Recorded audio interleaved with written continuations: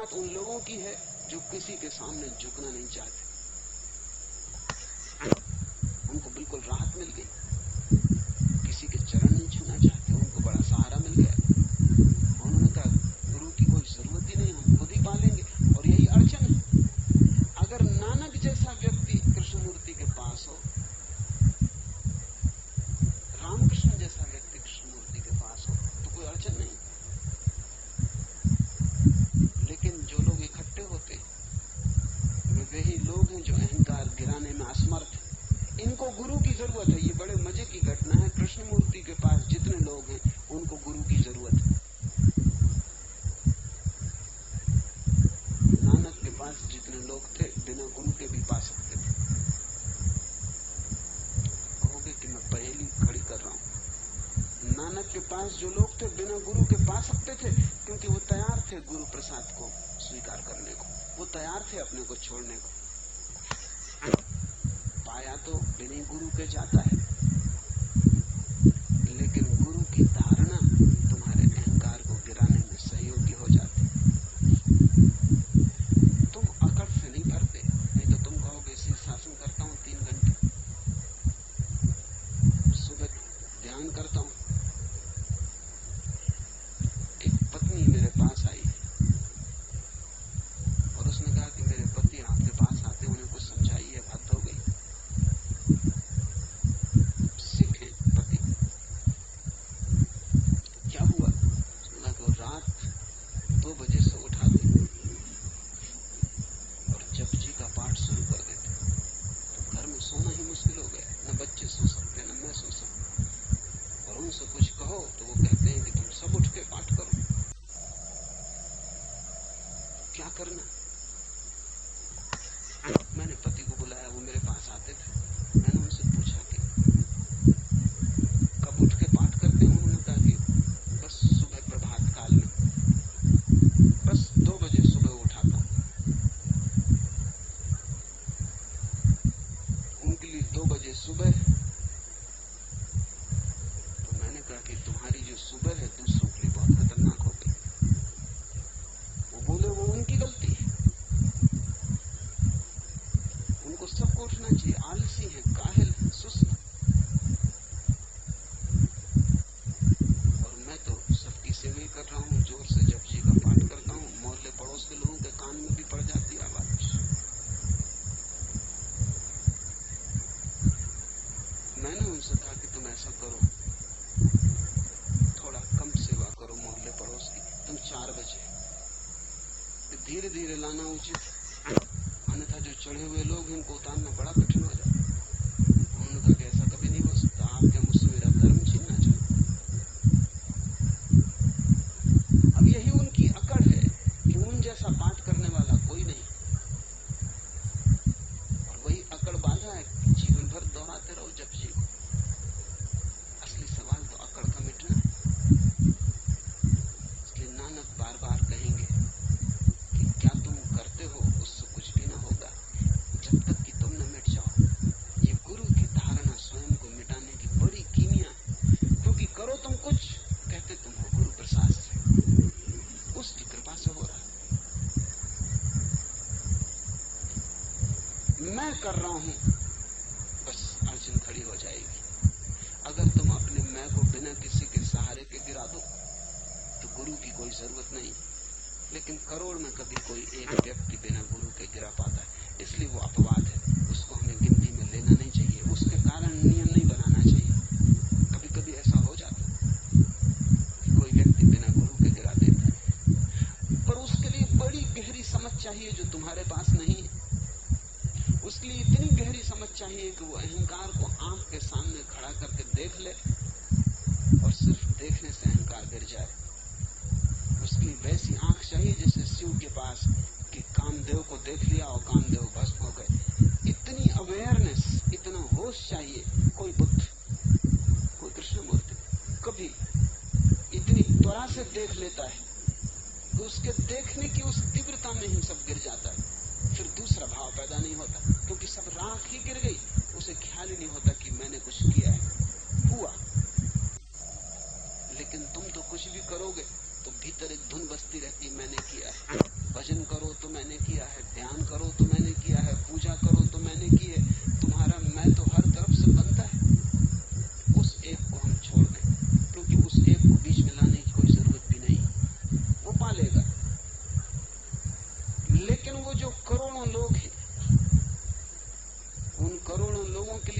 का एक ही उपाय है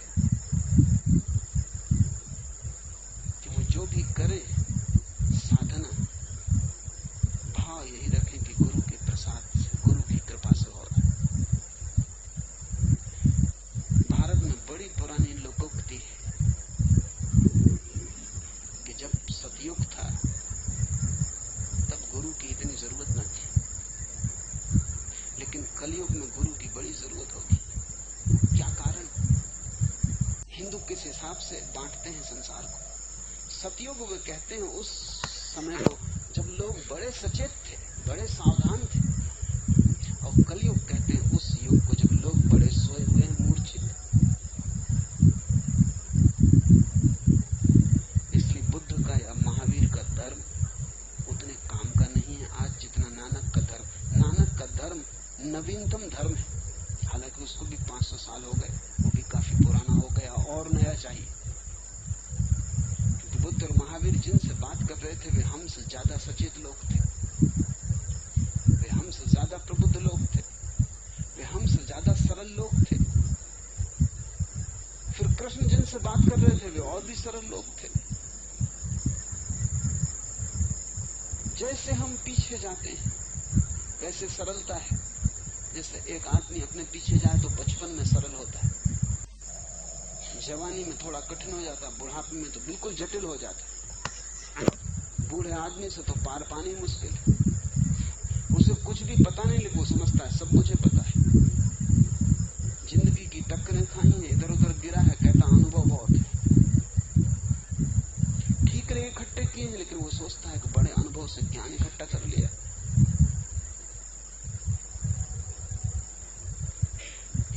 बच्चा सरल वो सतयुग है, बूढ़ा बहुत जटिल वो कलयुग है। और बूढ़े की मूर्छा बढ़ती जाती, बढ़नी ही चाहिए क्योंकि मौत करीब आ रही है। बच्चे का होश ताजा होता है क्योंकि अभी जीवन का स्रोत बहुत करीब है। बच्चा अभी परमात्मा से निकली लहर की भांति है, बूढ़ा धूल से भर गया परमात्मा में गिरने के करीब है। बच्चा ताजा फूल है, बूढ़ा मुरझा गया जाने के करीब है, जीवन ऊर्जा क्षीण हो रही। कलयुग का अर्थ है ऐसा समय जब अंत करीब आ रहा है, जिंदगी बूढ़ी हो गई। उस कलयुग में तो गुरु के बिना बिल्कुल न हो सकेगा, क्योंकि तुम हर हालत में अपने अहंकार से भर जाओगे।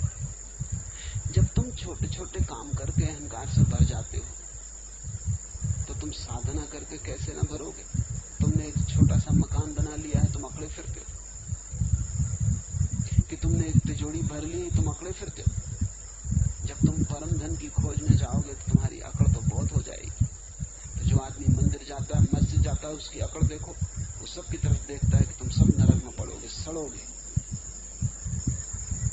मैं मंदिर जाता हूं रोज, तुम सब भ्रष्ट पापी। जो आदमी राम नाम ले लेता है वो समझता है कि बस स्वर्ग का द्वार उसके लिए निश्चित हो गया और से सब नरक में पड़ने वाले। मूर्छा जितनी होगी उतनी गुरु की जरूरत है। इसको तुम ऐसा समझ लो, जितनी तुम्हारे जीवन में निद्रा हो उतना गुरु जरूरी, जितने तुम्हारे जीवन में जागृति हो उतना गुरु कम जरूरी। अगर तुम परिपूर्ण जागरूक हो गुरु की बिल्कुल जरूरत नहीं। अगर तुम बिल्कुल सोए हो तो तुम अपने आप जगोगे कैसे? कोई तुम्हें हिलाएगा तो ही तुम जग सकते हो, तब भी डर है कि तुम करवट लेके सो जाओगे।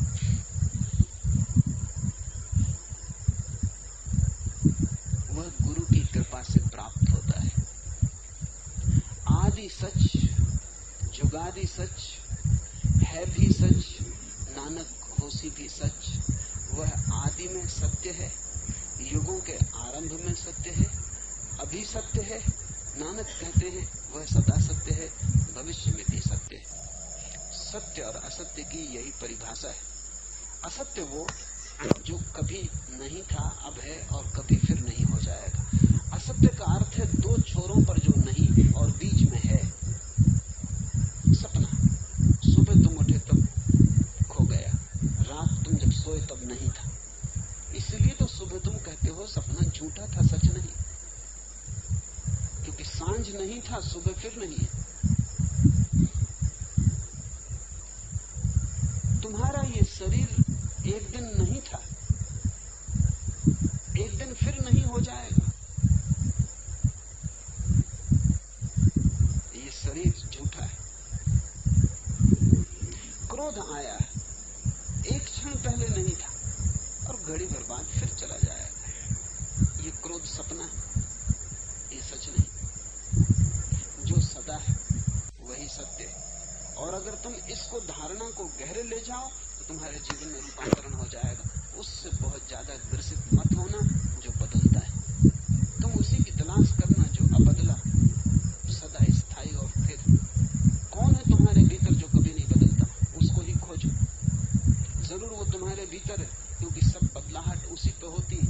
जैसे गाड़ी का चाक चलता है तो एक कील पे चलता है जो ठहरी रहती, चाक चलता रहता है, कील ठहरी रहती। तुम कील को अलग कर लो, चाक फौरन गिर जाएगा। जो परिवर्तन हो रहा है वो भी शाश्वत के ऊपर हो रहा है। कील आत्मा की ठहरी हुई है, शरीर का चक्र घूम रहा है। जैसे ही कील अलग हुई चाक गिर जाता है। नानक कहते हैं आदि सच, जुगादि सच, है भी सच, नानक होसी भी सच। वही सत्य है, वही एक, क्योंकि वो पहले भी था, अभी भी है, कल भी होगा, सदा रहेगा।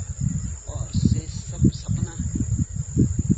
ये एक वचन अगर तुम्हारे मन में गहरा बैठ जाए, जब क्रोध आए तब दोहराना अपने मन में, आदि सच, जुगादि सच, है भी सच, नानक होसी भी सच। घृणा आए, लोभ आए, दोहराना। और ध्यान रखना कि जो अभी तक नहीं था, अभी हुआ, सपना है, खो जाए। इसमें ज्यादा ग्रसित होने की जरूरत नहीं, साक्षी भाव रखना। धीरे धीरे तुम पाओगे कि व्यर्थ अपने आप गिरने लगा, क्योंकि तुम्हारे उससे संबंध टूट गए और सार्थक का जन्म होने लगा, शाश्वत उठने लगा, संसार खोने लगा।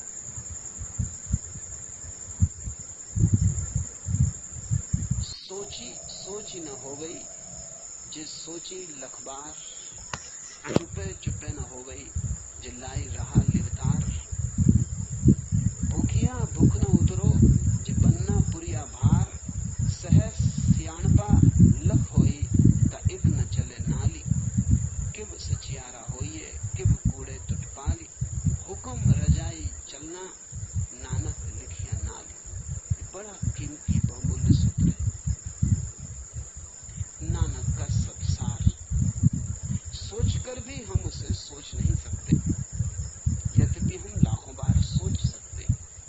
सोच सोचकर उसे कभी किसी ने पाया नहीं।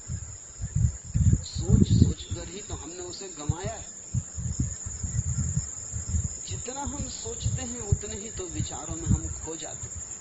परमात्मा कोई विचार नहीं, वो कोई तर्क की निष्पत्ति नहीं, वो कोई मस्तिष्क का निष्कर्ष नहीं।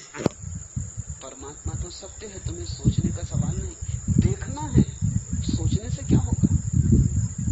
सोचने में तो और भटक जाओगे। आंख खोलनी है, और अगर आंखें विचारों से भरी हैं तो तुम्हारी आंखें अंधी रहेंगी। आंख निर्विचार चाहिए, तभी दर्शन उपलब्ध होता है। जिसको ज़ेन फकीर कहते हैं, नो माइंड, जिसको कबीर कहते हैं उन्मनी दशा, जिसको बुद्ध कहते हैं चित्त का खो जाना, जिसको पतंजलि ने कहा है निर्विकल्प समाधि। सब विकल्प और विचार जहां खो गए, वही नानक कह रहे हैं सोच सोच कर भी हम उसे सोच नहीं सकते, यद्यपि हम लाखों बार सोचते रहे। चुप होने से भी उस मौन को उपलब्ध नहीं हुआ जा सकता, यद्यपि हम लगातार ध्यान में रह सकते। क्यों? सोच सोच के उसे पाया नहीं जा सकता, चेष्टा कर कर के मौन साधा नहीं जा सकता। क्यों? क्योंकि जितनी तुम चेष्टा करोगे उतना ही तुम पाओगे मौन असंभव हो जाता। कुछ चीजें हैं जो चेष्टा से नहीं घटती। जैसे नींद नहीं आती किसी को, तो कितनी ही चेष्टा करे नींद ना आएगी। सच तो यह है, जितनी चेष्टा करेगा उतनी नींद मुश्किल हो जाएगी, क्योंकि नींद का अर्थ ही यह है कि तुम सब चेष्टा छोड़ दो, तभी आएगी। तुम कोशिश जारी रखोगे, कोशिश तुम्हें जगाए रखेगी। जागने से कहीं नींद आई है? कोई उपाय नींद लाने का नहीं, क्योंकि नींद आती तब है जब तुम निरुपाय हो जाते हो। जब तुम कोई उपाय नहीं करते, पड़े हो बिस्तर पर निरुपाय, तभी नींद आ जाती। तुम अपने को जबरदस्ती कैसे मौन करोगे? तुम बैठ सकते हो, शरीर को साध सकते हो पत्थर की मूर्ति की तरह, भीतर मन उबलता रहेगा। नानक एक मुसलमान नवाब के घर मेहमान थे। नानक को क्या हिंदू क्या मुसलमान,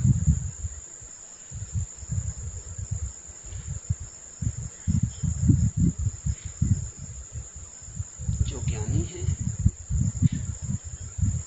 उसके लिए कोई संप्रदाय की सीमा नहीं।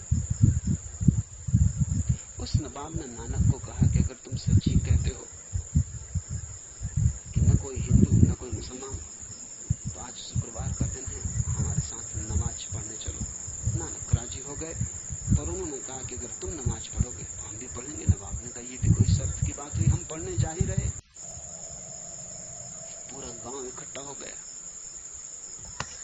मुसलमान हिंदू सब इकट्ठे हो गए। हिंदुओं में तहलका मच गया। नानक के घर के लोग भी पहुंच गए कि ये क्या कर रहे हो। लोगों को लगा कि नानक मुसलमान होने जा रहे। लोग अपने भय से ही दूसरों को भी तौलते हैं। नानक मस्जिद गए, नमाज पढ़ी गई। नवाब बहुत नाराज हुआ, बीच बीच में लौट लौट के देखता था कि नानक ना तो झुके न नमाज पढ़ी, बस खड़े। जल्दी जल्दी नमाज पूरी की, क्योंकि क्रोध में कहीं नमाज हो सकती। करके किसी तरह पूरी नानक पर लोग टूट पड़े और उन्हें कहा, धोखेबाज हो, कैसे साधु कैसे संत, तुमने वचन दिया नमाज पढ़ने का और तुमने की नहीं। नानक ने कहा, वचन दिया था, शर्त आप भूल गए। कहा था कि अगर आप नमाज पढ़ोगे तो मैं पढ़ूंगा, आपने नहीं पढ़ी तो मैं कैसे पढ़ूं। नवाब ने कहा, क्या कह रहे हो, होश में हो? इतने लोग गवाह हैं कि हम नमाज पढ़ रहे थे। नानक ने कहा, इनकी गवाही मैं नहीं मानता, क्योंकि मैं आपको देख रहा था भीतर क्या चल रहा है। आप काबुल में घोड़े खरीद रहे थे। नवाब थोड़ा हैरान हुआ, क्योंकि खरीद वो घोड़े ही रहा था। उसका अच्छा से अच्छा घोड़ा मर गया था। उसी दिन सुबह उसी की पीड़ा से भरा था। नमाज क्या खाक। वो यही सोच रहा था कि कैसे काबुल जाऊं, कैसे बढ़िया घोड़ा खरीदूं, क्योंकि वो घोड़ा बड़ी शान थी, इज्जत थी।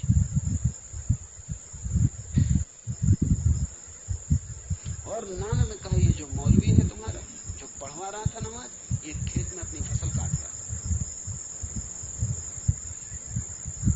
और ये बात सच थी। मौलवी ने भी कहा कि बात भी सच है, फसल पक गई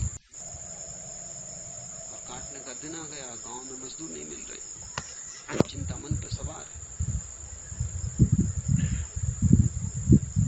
नाना ने कहा, तुम बोलो, तुमने नमाज पढ़ी जो मैं साथ दूं। तुम जबरदस्ती नमाज पढ़ लो, तुम जबरदस्ती ध्यान कर लो, तुम जबरदस्ती पूजा प्रार्थना कर लो। क्या तुम कर रहे हो इसका कोई मूल्य नहीं। क्या तुम्हारे भीतर चल रहा है? तुम पत्थर की मूर्ति की तरह बैठ जाओ, इससे क्या होगा? शरीर को साध लोगे, इससे क्या मन सधेगा? मन में तो वही चलता रहेगा जो चल रहा है, और भी जोर से चलेगा, क्योंकि जब शरीर काम में लगा था तो शक्ति बटी थी। अब शरीर बिल्कुल निष्क्रिय है, सारी शक्ति मन को मिल गई। अब मन में और जोर से विचार उठेंगे। इसलिए लोग जब भी ध्यान करने बैठते हैं तब ज्यादा विचार उठते हैं, पूजा करने बैठते हैं तब बाजार का बहुत ख्याल आता है। जब भी बैठते हैं, घंटी वगैरह बजाते हैं मंदिर में जाके, तभी पाते हैं कि भीतर न मालूम क्या खराबी है, कि ऐसे सब ठीक चलता है। सिनेमा में बैठ जाए, मौन आ जाता है, थोड़ी शांति हो जाती, लेकिन मंदिर मस्जिद में गुरुद्वारे में बिल्कुल शांति नहीं। बात क्या है? सिनेमा तुम्हारी वासनाओं से संगत है। वहां वही जलाया जा रहा है जो तुम हो, वहां वही उभारा जा रहा है जो तुम्हारे भीतर भरा है। वही कूड़ा करकट, वही कचरा तुमसे तालमेल बैठ जाता है। मंदिर में कुछ ऐसी पुकार की जा रही जिससे तुम्हारा कोई तालमेल नहीं, वहां सब गड़बड़ हो जाती है। नानक कहते हैं, चुप होने से भी कुछ ना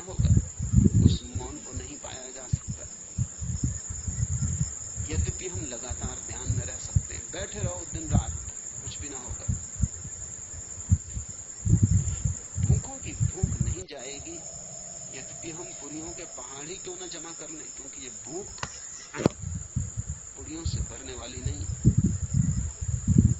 ये जो ध्यान की भूख है, ये जो परमात्मा की भूख है, ये कोई साधारण भूख नहीं। इस संसार की कोई भी चीज इसे बुझा ना सकेगी। ये तृषा अनूठी और परमात्मा ही उतरे धार बनकर तो ही बुझ सकती है।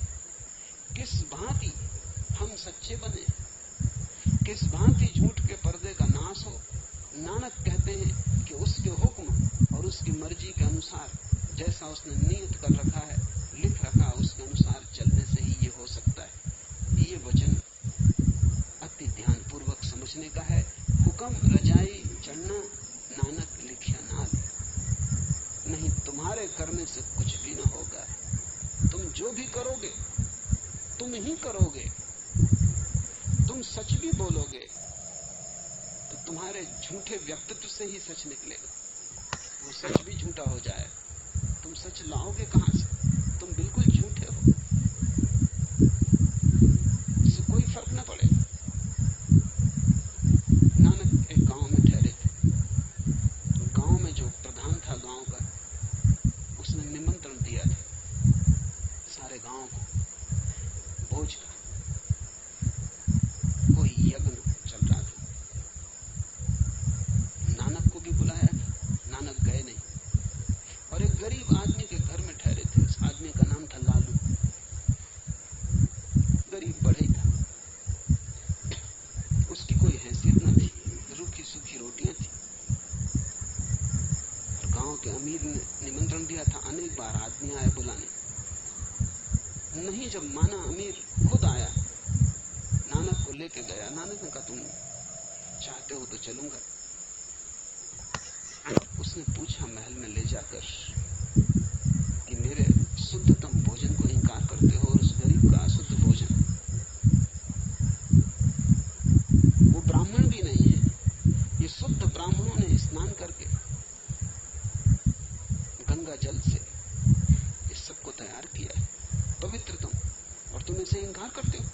नानक ने कहा कि मैं तुम जिद्दी करते हो तो कहूं थोड़ा भोजन तुम्हारा ले आओ। लालू भी पीछे पीछे चला आया था। उससे कहा तू भी अपनी रूखी रोटी ले आ। कहते हैं, प्रतीक कहानी है कि नानक ने एक हाथ में लालू की रोटी और एक हाथ में हलवा पूड़ी उस दंपति की लेकर निचोड़ी। लालू के सूखी रोटी से तो दूध की धार बही और दूसरी हाथ से लहू की बूंदें टपकी। नानक ने कहा तुम अशुद्ध हो तो तुम ब्राह्मणों से भोजन बनवाओ, कि गंगा के पानी को बुलवाओ, कि एक एक गेहूं को धो के साफ करके बनवाओ, इससे कोई फर्क न पड़ेगा। तुम्हारा सारा जीवन शोषण, बेईमानी, चोरी, झूठ का है। तुम्हारी हर रोटी में खून छिपा है। खून निकला या नहीं ये सवाल महत्वपूर्ण नहीं है, लेकिन बात तो सच है। तुम कैसे सच्चे होगे? तुम ही तो सच्चे होगे ना, कौन उपाय करेगा? तो नानक कहते हैं तुम्हारे किए कुछ भी ना होगा। तुम बेईमान हो तो तुम्हारी सच्चाई में भी बेईमानी घुस जाएगी। तुम सच भी ऐसा बोलोगे कि जब तुम्हारी बेईमानी को उससे फायदा होता हो। तुम सच भी इस ढंग से बोलोगे कि दूसरे को दुख पहुंचे। तुम ऐसे सच की तलाश करोगे जिससे दूसरे के हृदय में छुरा। तुम झूठ से लोगों को नुकसान पहुंचाते थे, तुम सच से भी नुकसान पहुंचाओगे। तुम जो भी करोगे वो गलत होगा, क्योंकि तुम गलत हो। उपाय क्या है? तो नानक कहते हैं उपाय एक ही है, उसके हुक्म और उसकी मर्जी के अनुसार सब उस पर छोड़ दो। जैसा वो जिलाए जियो, जैसा वो कराए करो, जहां वो ले जाए जाओ। उसका हुक्म तुम्हारी एकमात्र साधना हो जाए। तुम अपनी मर्जी हटाओ, उसकी मर्जी को आने दो। तुम स्वीकार कर लो जीवन जैसा हो परमात्मा ने दिया है वही जाने। तुम इनकार मत करो। दुख आए तो दुख को भी इसकी मर्जी और अहोभाव रखो, धन्य भाव रखो कि अगर उसने दुख दिया है तो जरूर कोई राज होगा, कोई अर्थ होगा, कोई रहस्य होगा। तुम शिकायत मत करो, तुम धन्यवाद से ही भरे रहो। वो तुम्हें जैसा रखे, गरीब तो गरीब, अमीर तो अमीर, सुख में तो सुख में, दुख में तो दुख में, एक बात तुम्हारे भीतर सतत बनी रहे कि मैं राजी हूं, तेरा हुक्म मेरा जीवन है। और तब तुम अचानक पाओगे कि तुम शांत होने लगे। जो लाख ध्यान में बैठ के नहीं होता था, वो उसकी मर्जी पे सब छोड़ देने से होने लगा। हो ही जाएगा, क्योंकि चिंता का कोई कारण न रहा। चिंता क्या है कि जैसा हो रहा है उससे अन्यथा होना चाहिए। बेटा मर गया, नहीं मरना था, ये चिंता है। दिवाला निकल गया, नहीं निकलना था, ये चिंता है। जैसा हुआ वैसा नहीं होना था, और जैसा हो रहा है वैसा नहीं होना चाहिए। तुम अपनी मर्जी को थोपने की कोशिश कर रहे हो जीवन पर, यही तुम्हारी चिंता है। फिर इससे तुम परेशान हो, फिर इस परेशानी को भीतर ढोते हुए तुम ध्यान करने बैठते हो। तब तुम खेत में फसल काटोगे, काबुल में घोड़ा खरीदोगे। वो चिंता तुम्हारी जो थी पीछे रहेगी, वो तुम्हारे ध्यान को भी विकृत कर देगी। तब तुम कैसे शांत हो सकोगे? शांति का एक ही गुर है, तुम्हें ठीक समझ में आ जाए तो पूरब की सारी खोज समझ में आ सकती है। पूरब की सारी खोज है लाओसे से लेकर नानक तक कि जो हो रहा है उसे स्वीकार कर लो। टोटल एक्सेप्टेबिलिटी, इसका पुराना नाम भाग्य है। वो शब्द बिगड़ गया, सब शब्द बहुत दिन उपयोग करने से बिगड़ जाते हैं, क्योंकि गलत लोग उपयोग करते हैं, गलत अर्थ जुड़ जाते हैं। अब तो किसी की निंदा करनी हो तो कह दो कि भाग्यवादी, लेकिन भाग्य, यही तो अर्थ है भाग्य का। नानक कहते हैं हुक्म रजाई चढ़ना, नानक लिखिया नाम। जो लिखा है वो होगा, न लिख रहा है वही होगा। अपनी तरफ से कुछ भी करने का उपाय नहीं, कोई परिवर्तन नहीं हो सकता। फिर चिंता किसको, फिर बोझ किसको? जब तुम बदलना ही नहीं चाहते कुछ, जब तुम उससे राजी हो, उसकी मर्जी में राजी हो, जब तुम्हारी अपनी कोई मर्जी नहीं, तब कैसी बेचैनी,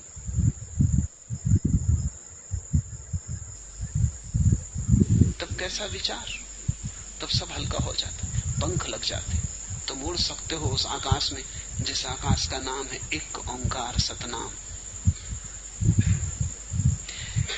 नानक की एक ही विधि है, और वो विधि है परमात्मा की मर्जी। वो जैसा करवाए, वो जैसा रखे। ऐसा हुआ इब्राहिम, उसने बाजार में एक गुलाम खरीदा। गुलाम बड़ा स्वस्थ तेजस्वी था। इब्राहिम उसे घर लाया, इब्राहिम उसके प्रेम में ही पड़ गया। आदमी बड़ा प्रभावशाली था। इब्राहिम ने पूछा कि तू कैसे रहना पसंद करेगा? तो उस गुलाम ने मुस्कुरा के कहा, मालिक की जो मर्जी। मेरा कैसा, मेरा होने का क्या अर्थ? आप जैसा रखेंगे वैसा रहूंगा। इब्राहिम ने पूछा, तू क्या पहनना, क्या खाना पसंद करता है? उसने कहा, मेरी क्या पसंद, जैसा पहनाए पहनूंगा, मालिक जो खिलाए खाऊंगा।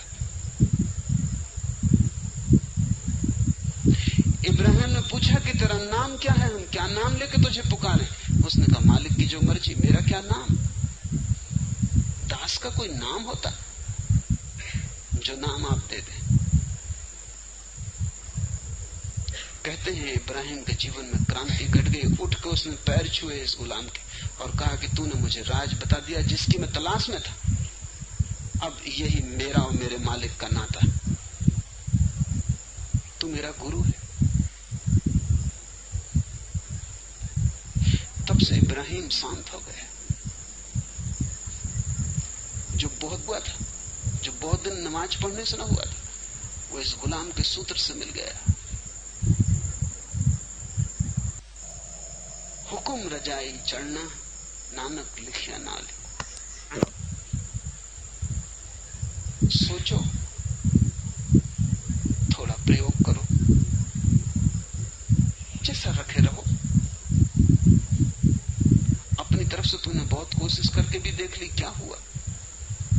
वैसे के वैसे हो। जैसा उसने भेजा था उससे विकृत भला हो गए हो, उससे सुकृत नहीं हुए हो। जैसे आए थे बचपन में बोले भाले, उतना भी नहीं बचा हाथ में। स्लेट गंदी हो गई, तुमने सब लिख डाला।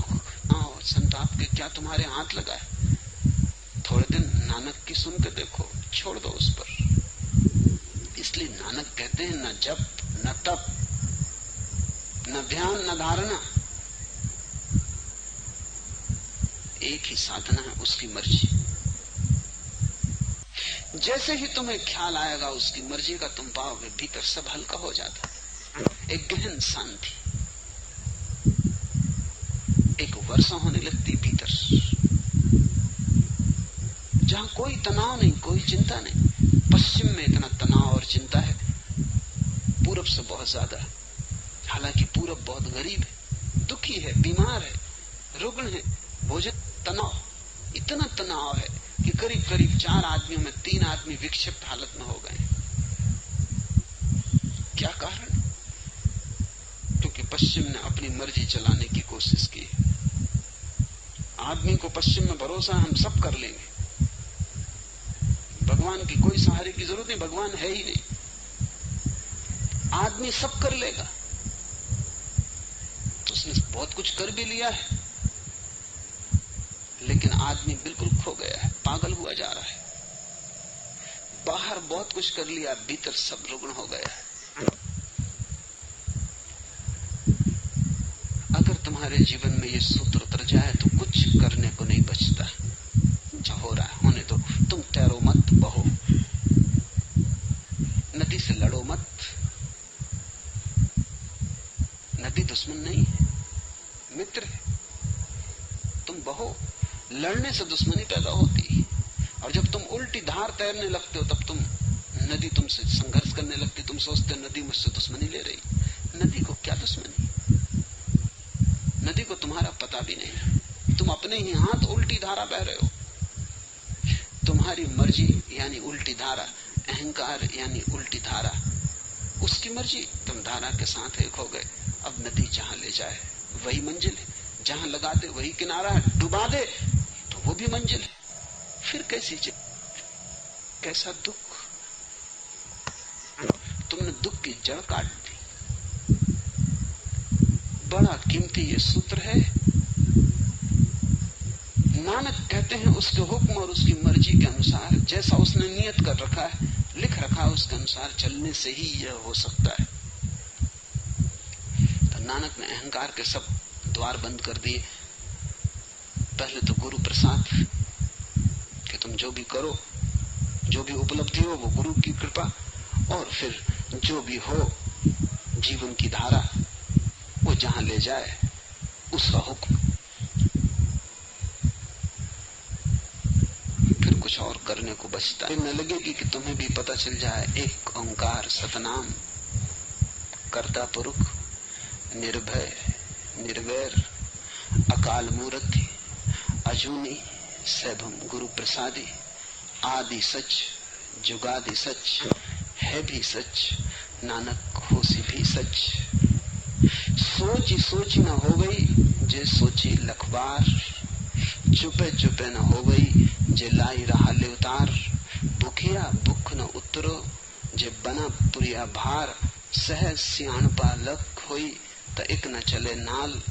किब सचियारा होइए किब कूड़े तुटपाल, हुकुम रजाई चढ़ना नानक लिखिया नाली। तब कैसा विचार, तब सब हल्का हो जाता, पंख लग जाते, तुम उड़ सकते हो उस आकाश में जिस आकाश का नाम है एक ओंकार सतनाम। नानक की एक ही विधि है, और वो विधि है परमात्मा की मर्जी। वो जैसा करवाए, वो जैसा रखे। ऐसा हुआ कि बल्ख का एक नवाब था इब्राहिम, उसने बाजार में एक गुलाम खरीदा। गुलाम बड़ा स्वस्थ तेजस्वी था। इब्राहिम उसे घर लाया। इब्राहिम उसके प्रेम में ही पड़ गया। आदमी बड़ा प्रभावशाली था। इब्राहिम ने पूछा कि तू कैसे रहना पसंद करेगा?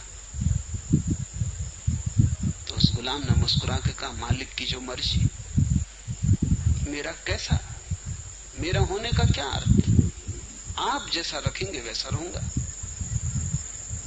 इब्राहिम ने पूछा, तू क्या पहनना, क्या खाना पसंद करता है? उसने कहा, मेरी क्या पसंद, मालिक जैसा पहनाए पहनूंगा, मालिक जो खिलाए खाऊंगा। इब्राहिम ने पूछा कि तेरा नाम क्या है, हम क्या नाम लेके तुझे पुकारें? उसने कहा, मालिक की जो मर्जी, मेरा क्या नाम। दास का कोई नाम होता? जो नाम आप दे दें। कहते हैं इब्राहिम के जीवन में क्रांति घट गई। उठ के उसने पैर छुए इस गुलाम के और कहा कि तूने मुझे राज बता दिया जिसकी मैं तलाश में था। अब यही मेरा और मेरे मालिक का नाता। तू मेरा गुरु है। तब से इब्राहिम शांत हो गया। जो बहुत दिनों के ध्यान से न हुआ था, जो बहुत दिन नमाज पढ़ने से न हुआ था, वो इस गुलाम के सूत्र से मिल गया। हुकुम रजाई चढ़ना, नानक लिखिया नाली। सोचो, थोड़ा प्रयोग करो, जैसा रखे रहो। अपनी तरफ से तुमने बहुत कोशिश करके भी देख ली, क्या हुआ? तुम वैसे के वैसे हो। जैसा उसने भेजा था उससे विकृत भला हो गए हो, उससे सुकृत नहीं हुए हो। जैसे आए थे बचपन में भोले भाले, उतना भी नहीं बचा हाथ में। स्लेट गंदी हो गई है, तुमने सब लिख डाला। पाया क्या है सिवाय दुख, तनाव, संताप के? क्या तुम्हारे हाथ लगा है? थोड़े दिन नानक की सुन के देखो, छोड़ दो उस पर। इसलिए नानक कहते हैं, न जप न तप न ध्यान न धारणा, एक ही साधना है, उसकी मर्जी। जैसे ही तुम्हें ख्याल आएगा उसकी मर्जी का, तुम पाओगे भीतर सब हल्का हो जाता है। एक गहन शांति, एक वर्षा होने लगती भीतर, जहां कोई तनाव नहीं, कोई चिंता नहीं। पश्चिम में इतना तनाव और चिंता है, पूरब से बहुत ज्यादा। हालांकि पूरब बहुत गरीब है, दुखी है, बीमार है, रुग्ण है, भोजन नहीं, कपड़े नहीं, छप्पर नहीं। पश्चिम में सब है, फिर भी चिंता, तनाव। इतना तनाव है कि करीब करीब 4 आदमियों में 3 आदमी विक्षिप्त हालत में हो गए। क्या कारण? क्योंकि पश्चिम ने अपनी मर्जी चलाने की कोशिश की है। आदमी को पश्चिम में भरोसा, हम सब कर लेंगे, भगवान की कोई सहारे की जरूरत नहीं, भगवान है ही नहीं, आदमी सब कर लेगा। तो उसने बहुत कुछ कर भी लिया है, लेकिन आदमी बिल्कुल खो गया है, पागल हुआ जा रहा है। बाहर बहुत कुछ कर लिया, भीतर सब रुग्ण हो गया है। अगर तुम्हारे जीवन में ये सूत्र उतर जाए तो कुछ करने को नहीं बचता। जैसा हो रहा है होने दो। तुम तैरो मत, बहो। नदी से लड़ो मत। नदी दुश्मन नहीं है, मित्र है। तुम बहो। लड़ने से दुश्मनी पैदा होती है, और जब तुम उल्टी धार तैरने लगते हो तब नदी तुमसे संघर्ष करने लगती। तुम सोचते हो नदी मुझसे दुश्मनी ले रही। नदी को क्या दुश्मनी? नदी को तुम्हारा पता भी नहीं। तुम अपने ही हाथ उल्टी धारा बह रहे हो। तुम्हारी मर्जी यानी उल्टी धारा, अहंकार यानी उल्टी धारा, उसकी मर्जी। तुम धारा के साथ एक हो गए। अब नदी जहां ले जाए वही मंजिल है, जहां लगा दे वही किनारा है, डुबा दे तो वो भी मंजिल है। फिर कैसी चिंता, फिर कैसा दुख? तुमने दुख की जड़ काट दी। बड़ा कीमती ये सूत्र है। नानक कहते हैं उसके हुक्म और उसकी मर्जी के अनुसार, जैसा उसने नियत कर रखा है, लिख रखा है, उसके अनुसार चलने से ही यह हो सकता है। तो नानक ने अहंकार के सब द्वार बंद कर दिए। पहले तो गुरु प्रसाद कि तुम जो भी करो, जो भी उपलब्धि हो वो गुरु की कृपा, और फिर जो भी हो जीवन की धारा वो जहां ले जाए उसका हुक्म। फिर कुछ और करने को बचता नहीं। और तब ज्यादा देर न लगेगी कि तुम्हें भी पता चल जाए एक ओंकार सतनाम, कर्ता पुरुष, निर्भय निर्वैर, अकाल मूर्ति, अजूनी सैभम गुरु प्रसादी, आदि सच जुगादि सच, है भी सच नानक होसी भी सच।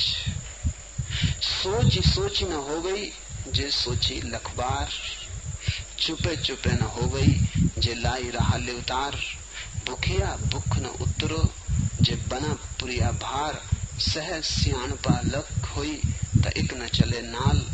किब सचियारा होइए किब कूड़े तुटपाल, हुकुम रजाई चढ़ना नानक लिखिया नाले। आज इतना ही।